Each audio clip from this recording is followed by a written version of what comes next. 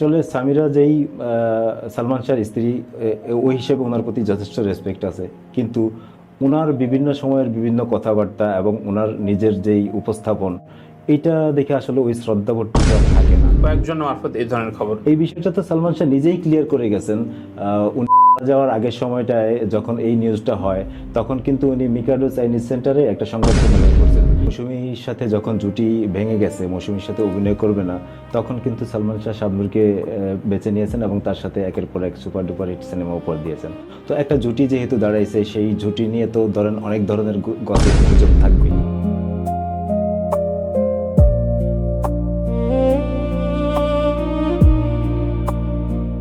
শাবনূর তার সর্বাধিক ছবির নায়িকা। নায়িকা ইন্টারভিউতে বলেছে যে তাকে বোন ডাকতো।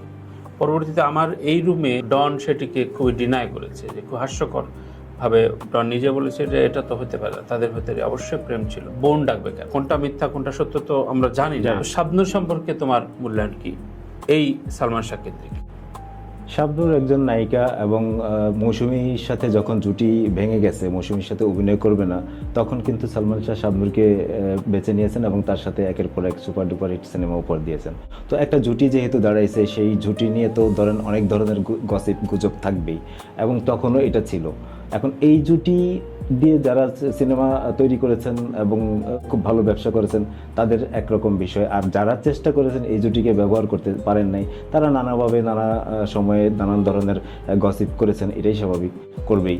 তো ওই সময়ে এতগুলো সিনেমার যে সর্বাধিক সিনেমার নায়িকা, যে তাকে নিয়ে এবং সালমান শাহকে নিয়ে অনেক ধরনের গুজব তখন কিন্তু চলছিল, এবং প্রচ্ছদ সর্বস্ব ম্যাগাজিন বা সিনে সাপ্তাহিকী বা সিনে পত্রিকা যা ছিল, সেখানে নানা ধরনের গুজব, নানা ধরনের মিথ্যাচার এবং মানে তখন মন গড়া অনেক নিউজ প্রকাশিত হয়েছে।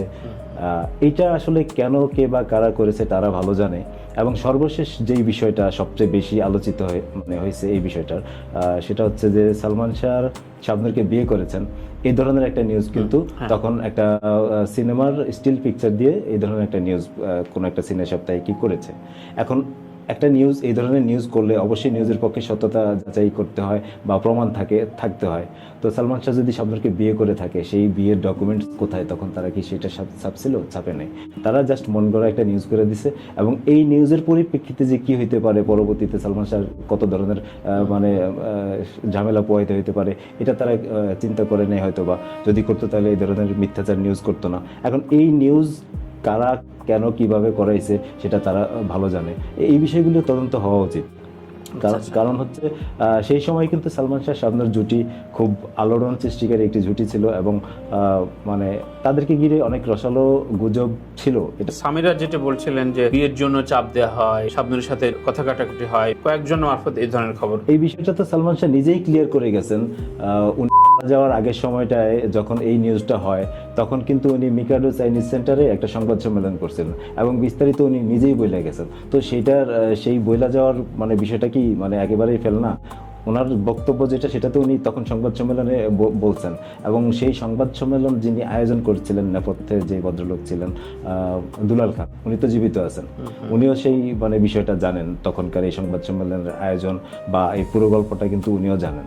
তো এখন সালমান শাহ নিজেই স্টেটমেন্ট দিয়ে গেছেন ওই নিউজের পরিপ্রেক্ষিতে। তো সেখানে আপনারা আর আমার মানে নানান ধরনের কথা বললে তো এটা আসলে অযৌক্তিক। তারা ভালো জানে তাদের মধ্যে কি ধরনের সম্পর্ক ছিল। ডন, যেহেতু তারা একসাথে অনেক সিনেমায় কাজ করছেন, একটা ভালো সম্পর্ক ছিল, এবং সালমান শাহর বেডরুম পর্যন্ত ডনের যাতায়াত ছিল। তো ওই সৌহার্দ্যপূর্ণ সম্পর্কের ভিতরে পরবর্তীতে যখন ডন আসলে এখানে তখনই অপরাধী হয় যখন রিজভির জবানবন্দিটা চলে আসে। রিজভির জবানবন্দিতে ডনের যে ভূমিকা, এই ভূমিকায় তো আসলে ডন পুরোপুরি মানে পর্দায়ও ভিলেন, বাস্তবেও ভিলেন। এখন এইটা কতটুকু সত্য, কতটুকু মিথ্যা, এটা তো আদালত বিচার করবে, আইন প্রশাসন বিচার করবে। রিজভির বক্তব্যটা ছিল কি? রিজভির বক্তব্য মানে এই সালমান শাহ মিশনে যারা মানে কোন মানুষটা কিভাবে ছিল, কিভাবে অংশগ্রহণ করছে, এটা রিজভির যে মানে যে জবানবন্দি দিয়েছিলেন ম্যাজিস্ট্রেটের কাছে, ওইখানে বিস্তারিত লেখা আছে। এই মুহূর্তে আমার পুরোটা মনে নেই। এবং এই ডনি কিন্তু আবার বিভিন্ন সাক্ষাৎকারে বলছেন যে উনি সালমান শাহর ড্রেস ডিজাইনার ছিল।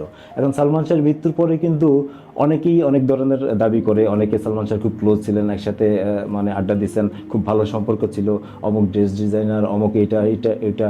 এখন সালমান শাহ তো জীবিত নাই, তো সালমান শাহ মরার পরে যারা অনেক কিছু তার ক্লোজ ছিল বলে, এটার কতটুকু সত্যতা এটা সালমান শাহ ভালো বলতে পারবে আর তারা ভালো বলতে পারবে। বারবারই বোধহয় বলেছেন যে মৃত্যুর দিনে উনি নৌকায় কোথায় খিচুড়ি খাচ্ছিলেন বগুড়ার দিকে। বগুড়া।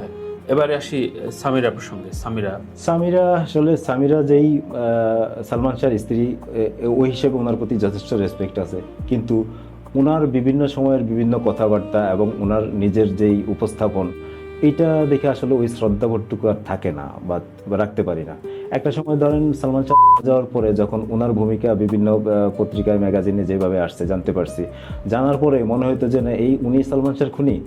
তখন তো কম বয়স ছিল আমার, তো তখন মনে হতো যে ওনারা যদি কখনো সামনে পাই মেরে ফেলবো, এরকম একটা চিন্তা ভাবনা মাথার ভিতরে কাজ করতো। তো ওইটা যখন যত বড় হয়েছি আসলে ওই ভাবনাগুলো এখন আর ভিতরে নাই, কাজ করে না। তো ওনার এই সালমান শাহ যাওয়ার পরে কয়েক বছর পরে কিন্তু উনি কারে বিয়ে করলো? সালমান শাহরই খুব ক্লোজ বন্ধু বা কাছের বন্ধু, তারই বিয়ে করছে। তো ওই ভদ্রলোক এই সালমান শাহ ইস্যু থেকে, এই মামলা বিভিন্ন ঝামেলা থেকে কিন্তু ডাল হিসেবে সামিরাকে বিভিন্নভাবে রক্ষা করছে এবং গণমাধ্যমের মুখোমুখি হতে দেয় নাই কখনো। উনি নিজেই সামনে থেকে কথা বলছেন। তখন বলা হয়তো এরকম যে, আমি যখন বারবার বলতাম যে উনি বিভিন্ন মাধ্যমে সালমান শাহ করছে, বলার চেষ্টা করতো ফেসবুকে, সোশ্যাল মিডিয়াতে, তো তখন ওনারা বলতাম যে আপনি মিডিয়াতে আসেন, মিডিয়াতে কথা বলেন, আপনার শোর কথা বললাম, নাজিম জয়ের শোর কথা বললাম। তো তখন উনি আসলে ওইভাবে এড়ে যেত বিষয়গুলো। তো তখন বলা হয়তো এরকম যে সামিরার ক্যামেরা ফোবিয়া আছে, ক্যামেরা ফোবিয়ার কথা বলে এড়িয়ে যেত এবং সামনে এসে কথা বলতে সামিরার যেই তখনকার স্বামী ছিল মুস্তাক ওয়াইজ, ওই ভদ্রলোক কথা বলতো।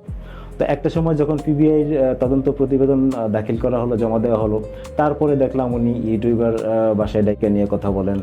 পরবর্তীতে সুপন রায়, যিনি সালমান শাহকে নিয়ে বই লিখেছেন, ওনাকে ডেকে নিয়ে কথা বললেন এবং এরপর একের পর এক বিভিন্ন গণমাধ্যমে উনি কথা বললেন। এবং ওনার কথা বলার ধরন বা উনি যেভাবে কথা বলে, মানে বিন্দুমাত্র সালমান শাহর প্রতি ওনার রেসপেক্ট দেখি না, সালমান শাহর মায়ের প্রতিও না। এবং মানে এই বিষয়ে ওনার কথাবার্তা বলার ধরন, এবং এই যে তখন যেই মুস্তাক সাহেব, ওনার সাথেও কিন্তু ডিভোর্স হয়ে গেছে, ওনার সাথে ডিভোর্স হওয়ার পরে উনি আরেকজন ভদ্রলোককে বিয়ে করছেন, এখন বর্তমানে যার কাছে আছেন। তো এই যে ওনার মানে একের পর এক বিয়ে, যদিও এটা ওনার ব্যক্তিগত বিষয়, তো এইসব দেখলে আর ওনার প্রতি শ্রদ্ধাটা থাকে না। এবং সালমান শাহর প্রতি যেই মানুষের শ্রদ্ধা নাই, সালমান শাহর পরিবারের প্রতি যেই মানুষের শ্রদ্ধা নাই, তার প্রতি শ্রদ্ধা কিভাবে আসবে বলেন? খুবই স্পষ্ট। তোমার মূল্যায়নগুলো নিশ্চয়ই তার অগণিত ভক্তদের ভেতরেও এটা মানে বিচ্ছুরণ ঘটাবে, কিন্তু অবশ্য আমরা তো চাই, 30 বছর প্রায় হয়ে গেল এটার। সামিরের বিষয়ে আরেকটু কথা বলি, এটা হচ্ছে ধরেন উনি চাইলেই কিন্তু শাওন হইতে পারতো, হুমায়ুন আহমেদ স্যারের স্ত্রী। তো ওইটা জানি না ওনার পক্ষে হওয়া সম্ভব ছিল কিনা। যদি হয়তো এরকম কিছু, সেই ক্ষেত্রে অবশ্যই উনি সালমান শাহ ভক্তদের কাছে খুব গুরুত্বপূর্ণ ব্যক্তি হিসেবেই থাকতেন এবং যথেষ্ট রেসপেক্টের জায়গায় থাকতেন। মানে বিয়ে থা না করে এই অর্থে, এই যে একটার পর একটা বিয়ে, এই জিনিসগুলি কিন্তু ওনারে খুব ভালোভাবে আরো বিতর্ক করছে। এবং উনি সালমান শাহ সম্পর্কে যেভাবে কথা বলেন, সালমান শাহ বিষয়টি যেভাবে বলেন, এভাবে কিন্তু সালমান শাহের সাথে ফিল্ম ইন্ডাস্ট্রি কি করছে, কি ধরনের নোংরা রাজনীতির শিকার হয়েছে, এই কথাগুলো কিন্তু একবারও উনি বলেন না। ধরেন সালমান শাহ নেগেটিভ সাইড বা একটু বিষয়টা খুব জোরালো ভাবে বলে, কিন্তু সালমান শাহ যে ফিল্ম ইন্ডাস্ট্রিতে নিগৃহীত হয়েছে, ওনারা যে বয়কট করা হয়েছে দুইবার, উনি মৃত্যুর আগের সময়টাও কিন্তু নিষিদ্ধ ছিল ফিল্ম ইন্ডাস্ট্রিতে, এই যে এইসব ঘটনাগুলি কিন্তু উনি ওইভাবে বলে না। এখন হয়তো এটা চিন্তা করে, মানে উনি কোন অর্থে বলে না জানি না, হয়তো চিন্তা করে যে উনি যদি এইসব বলে হয়তো ফিল্ম ইন্ডাস্ট্রির যারা সংশ্লিষ্ট যারা আছে তারা হয়তো ওনার উপরে খেপে যেতে পারে, তাদের সিম্পেথিটা হয়তো পাবে না, কি অর্থে বলে না জানি না। কিন্তু উনি এই যে এই কথাগুলো কেন বলে না? সালমান শাহর সাথে ফিল্ম ইন্ডাস্ট্রি কি আচরণ করছে এটা সবাই জানে। তুচ্ছ কারণ দেখিয়ে ওনাকে কিন্তু প্রথমে 2 সপ্তাহ বয়কট করা হয়েছিল শিল্পী সমিতি থেকে, এটা সবাই জানে। এবং পুরনো একটা চুক্তির জের ধরে ওনার বিরুদ্ধে নালিশ দিয়ে ওনাকে 2 মাস না 1 মাসের জন্য নিষিদ্ধ করা হয়েছে। চলচ্চিত্র যতগুলো সংগঠন আছে, শিল্পী সমিতি হতে আরম্ভ করে যে কয়টা সংগঠন আছে, প্রযোজক সমিতি, সব মিলে ওনাকে কিন্তু বয়কট করা হয়েছে। তো এই যে শিডিউল জটিলতা তৈরি করে দেয়া, বা এই যে তাকে নিয়ে নানা ধরনের নোংরামি, মিথ্যাচার, এই নোংরা রাজনীতি করা, তার বিরুদ্ধে গুজব নিউজ করা, গুজব রটিয়ে দেয়া, একটা মানুষের মানে এই ক্যারিয়ার ধ্বংস করার জন্য একটা যে চক্র বা একটা মহল যে উঠে পড়া লাগছে, এটা তো সত্য, এটা তো মিথ্যা না। ফিল্ম ইন্ডাস্ট্রির সেই তখনকার সবাই জানে। এইসব বিষয় নিয়ে কিন্তু সামিরা কখনোই কথা বলে না। সে বারবার নিজের দায়মুক্ত করার জন্য মানে খুব দাম্ভিকতার সহিত বলে যে সালমান শাহ হত্যা করছে, হত্যা করছে। তো এই মানুষের প্রতি ভক্তদের রেসপেক্ট কিভাবে থাকবে? তার মানে বলতে চাচ্ছ এটাকেই স্টাবলিশ করার একটা মুহুর্মুহ প্রতিযোগিতা বা চেষ্টা সে করেছে। আর আরেকটা বিষয় যে সালমান শাহ, কিছুক্ষণের জন্য ধরে নিলাম সালমান শাহ করছে, তো যেই মানুষ যার উপরে 3বার হামলা হয়েছে 3 জায়গায়, আবাহনী মাঠের কাছে, তারপরে চট্টগ্রামে, পূর্ব তেজতুরি বাজারে প্যাকেজ নাটকের শুটিংয়ে, তো এরপরে যখন উনি নিজের জীবনের নিরাপত্তা চেয়ে প্রেস ক্লাবে মানববন্ধন করলেন, সেই মানববন্ধনের আয়োজকও কিন্তু মানে দুলাল খান বা রবি আরমানরা ছিল তখন।